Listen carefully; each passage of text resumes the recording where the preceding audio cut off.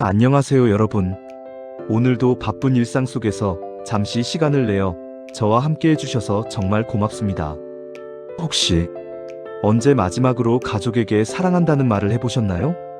우리는 가장 소중한 사람들에게 정작 가장 표현하기 어려운 말들을 하곤 합니다.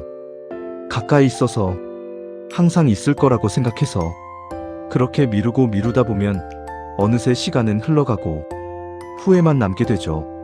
오늘은 여러분과 함께 가족의 진정한 의미에 대해 생각해보는 시간을 갖고자 합니다.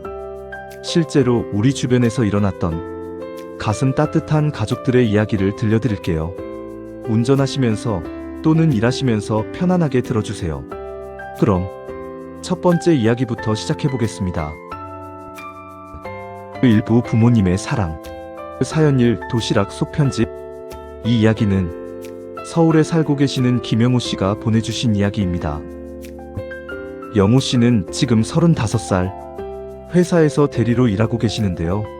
얼마 전 어머니가 정리해달라며 내어주신 낡은 상자 하나가 있었답니다. 그 상자 안에는 고등학교 때 썼던 도시락통들이 들어있었어요. 이제 필요 없으니까 버려도 된다고 하시던 어머니. 하지만 영우 씨는 왠지 그 도시락통들이 아까워서 한 번 더 들여다보게 되었답니다. 그런데 도시락통 뚜껑 안쪽에 뭔가 붙어있는 것이 보였어요. 작고 노란 포스트잇이었습니다. 거기에는 어머니의 작은 글씨로 이렇게 적혀 있었어요. 오늘도 힘내라 우리 아들. 영우 씨는 갑자기 궁금해졌어요. 혹시 다른 도시락통에도 하나씩 열어보니 정말 놀라운 일이 벌어졌습니다. 모든 도시락통 뚜껑 안쪽에 어머니의 메시지가 붙어 있었던 거예요. 시험 잘 보렴. 감기 조심해. 사랑한다. 오늘 날씨가 춥다니까 따뜻하게 입어. 우리 아들이 최고야. 영우 씨는 그제서야 깨달았답니다. 고등학교 3년 동안 1095일 단 하루도 빠지지 않고 새벽 5시에 일어나 도시락을 싸주셨던 어머니가 매일 다른 메시지를 적어 넣으셨다는 걸요. 그때는 바쁘게 도시락을 먹느라 전혀 몰랐었어요. 뚜껑 안쪽을 볼 생각도 못했고 영우 씨는 그 1095장의 쪽지를 하나하나 떼어내어 큰 봉투에 모았답니다. 그리고 그날 저녁 어머니께 전화를 드렸어요. 엄마, 도시락통에서 편지들 다 봤어요. 전화기 너머로 어머니의 당황하시는 목소리가 들렸어요. 나 그거 부끄러워서 버리라고 했는데. 엄마, 저 몰랐어요. 그렇게 매일. 그때 어머니가 조용히 말씀하셨답니다. 아들아, 엄마는 매일 내가 학교에서 밥 잘 먹었을까? 그게 제일 걱정이었어. 그래서 혹시나 해서 작은 응원이라도 해주고 싶었단다. 영우 씨는 그제서야 눈물이 났다고 해요. 지금도 영우 씨는 그 1095장의 편지를 소중히 간직하고 계신답니다. 결혼해서 아이가 생기면 그 편지들을 보여주며 할머니의 사랑을 전해주실 거라고 하시네요. 우리가 모르는 사이에 부모님은 이렇게 조용히 묵묵히 사랑을 전해주고 계시는 건 아닐까요? 두 번째 사연 아버지의 일기장. 두 번째 이야기는 부산에 계신 박미정 씨의 이야기입니다. 미정 씨의 아버지는 평생 말수가 적으신 분이셨어요. 아버지가 나를 사랑하시나 하는 생각을 종종 하셨답니다. 다른 아버지들처럼 사랑한다, 자랑스럽다 이런 말씀을 해주신 적이 거의 없으셨거든요. 그렇게 묵묵하신 아버지가 작년 봄에 갑자기 돌아가셨어요. 장례를 치르고 아버지의 유품을 정리하던 중이었습니다. 책상 서랍맨 아래에서 두꺼운 일기장 하나를 발견했어요. 표지에는 아버지의 깨끗한 글씨로 이렇게 적혀 있었습니다. 1995년부터 2024년까지. 미정 씨는 조심스럽게 일기장을 열어보았어요. 첫 페이지. 1995년 1월 1일. 미정 씨가 초등학교에 입학하던 해였죠. 오늘 미정이가 학교에 첫 등교를 했다. 아침에 일어나서 혼자서 옷도 입고 세수도 하고 이제 정말 초등학생이 되었구나. 가방을 메고 나가는 뒷모습이 갑자기 어른스러워 보였다. 무사히 하루를 마치고 돌아와줘서 고맙다. 미정 씨는 눈을 의심했어요. 아버지가 일기를 쓰신다는 것도 놀라웠지만 그 내용이 온통 자신의 이야기였던 거예요. 페이지를 넘겨보니 오늘 미정이가 학교에서 상을 받았다고 한다. 내색은 안 했지만 속으로는 정말 자랑스러웠다. 우리 딸이 이렇게 훌륭하게 자라주어서 고맙다. 미정이가 오늘 감기에 걸린 것 같다. 콧물을 흘리면서도 괜찮다고 하는데 병원에 데려가야겠다. 아이가 아프면 내 마음도 아프다. 30년간의 일기가 전부 미정 씨에 대한 이야기였어요. 중학교 때 성적이 떨어져서 속상해했던 날, 오늘 미정이가 시험을 못 봤다며 울고 있었다. 성적보다는 속상해하는 딸이 마음 아프다. 어떻게 위로해줘야 할까? 아버지 노릇이 참 어렵다. 고등학교 때 친구들과 다투고 온 날, 미정이가 오늘 친구들과 싸웠나 보다. 저녁 내내 방에만 있고 밥도 잘 안 먹는다. 말을 걸고 싶지만 어떻게 말을 꺼내야 할지 모르겠다. 그냥 옆에 있어주는 것만으로도 도움이 될까? 미정 씨는 일기장을 읽으며 계속 울었답니다. 평생 표현하지 못했지만 아버지의 마음속에는 항상 딸에 대한 사랑이 가득했던 거예요. 일기장의 마지막 페이지. 돌아가시기 며칠 전에 쓰신 글이었어요. 미정이가 이제 결혼해서 자기 가정을 꾸렸다. 사위도 좋은 사람이고 손자도 건강하게 잘 자라고 있다. 내 역할은 여기까지인 것 같다. 미정아, 아빠가 표현은 잘 못했지만 너를 정말 많이 사랑했단다. 평생 네가 내 자랑이었어. 미정 씨는 그제서야 알았답니다. 아버지의 사랑이 얼마나 깊고 넓었는지를. 지금 미정 씨는 아버지의 일기장을 보며 아이를 키우고 계신다고 해요. 아버지처럼 사랑하는 방법은 다를 수 있어도 사랑하는 마음만큼은 절대 다르지 않다는 걸 배웠어요. 세 번째 사연형의 학비. 세 번째 이야기는 대구에 계신 이준호, 이준석 형제의 이야기입니다.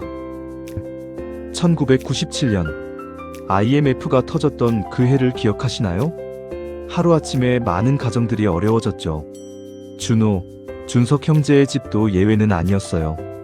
아버지가 다니시던 회사가 부도가 나면서 갑자기 실직을 하게 되셨거든요. 그때 형인 준호는 고등학교 3학년, 동생 준석이는 고등학교 1학년이었어요. 둘 다 공부를 정말 열심히 하는 학생들이었답니다. 준호는 서울대를 목표로 하고 있었고 준석이도 형 못지않게 성적이 우수했어요. 하지만 집안 형편이 갑자기 어려워지면서 어머니가 두 형제를 불러앉히고 말씀하셨어요. 미안하다. 아마 너희 둘 다 대학을 보내주기는 어려울 것 같다. 그날 밤 형제는 각자 방에서 한참을 생각했어요. 먼저 입을 연 건 동생 준석이었습니다. 형, 나는 대학 안 가도 돼. 형이 먼저 가. 하지만 형인 준호도 마찬가지였어요. 아니야. 내가 1년 늦게 들어가면 돼. 네가 먼저 가. 결국 두 형제는 이런 결론을 내렸어요. 형인 준호가 먼저 대학에 진학하고 동생은 1년 뒤에 들어가기로 한 거예요. 준석이는 형이 더 나이가 많으니까 당연하지라고 했지만 속으로는 많이 속상했답니다. 그런데 대학 등록금 고지서가 나왔을 때 집안 형편으로는 그 돈을 마련하기가 너무 어려웠어요. 부모님은 이곳저곳 알아보셨지만 쉽지 않았어요. 그러던 어느 날 준호가 부모님께 조용히 말씀드렸어요. 아버지, 어머니, 저 대학 1년 늦게 들어갈게요. 그 대신 준석이를 먼저 보내주세요. 뭔 소리냐? 네가 형인데. 아니에요. 생각해보니까 준석이가 저보다 더 공부를 잘해요. 그리고 저는 1년 더 준비해서 더 좋은 대학에 갈 수도 있고요. 준석이는 형의 말을 듣고 깜짝 놀랐어요. 형, 그러면 안 돼. 형이 먼저. 괜찮다. 1년 정도야 뭐. 하지만 준석이는 형의 진심을 알고 있었어요. 형이 얼마나 대학에 가고 싶어 했는지, 서울대가 꿈이었다는 걸. 그날 밤, 준석이는 형에게 찾아갔어요. 형, 정말 괜찮은 거야? 괜찮아. 형, 고마워. 정말 고마워. 뭘, 우리가 남인가? 그렇게 준석이가 먼저 대학에 들어갔어요. 준호는 1년 동안 아르바이트를 하며 집안을 도왔어요. 그리고 이듬해에 대학에 들어갔답니다. 하지만 형제의 어려움은 거기서 끝나지 않았어요. 대학에 들어간 후에도 생활비며 등록금이며 계속 돈이 필요했거든요. 준석이는 대학에 다니면서도 과외를 하고 편의점에서 아르바이트를 했어요. 그래서 번 돈을 자기가 쓰지 않고 고스란히 집에 가져다 드렸어요. 이거 형 등록금에 보태세요. 준호도 마찬가지였어요. 대학에 다니면서 새벽에 우유 배달을 하고 저녁에는 학원에서 아르바이트를 했어요. 그래서 번 돈으로 자기 등록금은 물론이고 동생 생활비까지 보태줬어요. 준서가 공부하느라 힘들지. 이거 생활비야. 이런 식으로 형제는 서로를 위해 희생하며 대학을 마쳤어요. 준석이는 경영학과를 나와서 지금은 중견기업의 임원이 되었고, 준호는 공대를 나와서 엔지니어로 일하다가 지금은 자기 회사를 차렸답니다.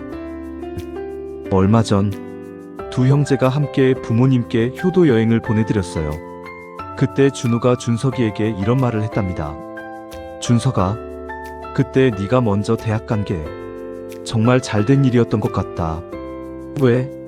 너 때문에 우리 가족이 다시 일어설 수 있었잖아. 준석이도 대답했어요. 형, 나는 형이 있었기 때문에 포기하지 않을 수 있었어. 형이 희생한다는데 내가 어떻게 포기하겠어. 지금도 두 형제는 서로를 아끼며 살고 계신답니다.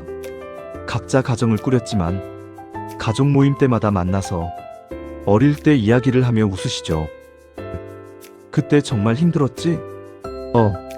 하지만 후회는 안 해. 나도 형이 있어서 정말 든든했어. 진정한 형제란 이런 게 아닐까요? 서로를 위해 기꺼이 희생할 수 있는 그런 마음을 가진 사람들 말이에요. 오늘의 이야기는 여기까지예요. 다음 시간에는 더 따뜻하고 아름다운 이야기로 찾아뵐게요. 이야기를 시청해주셔서 감사합니다.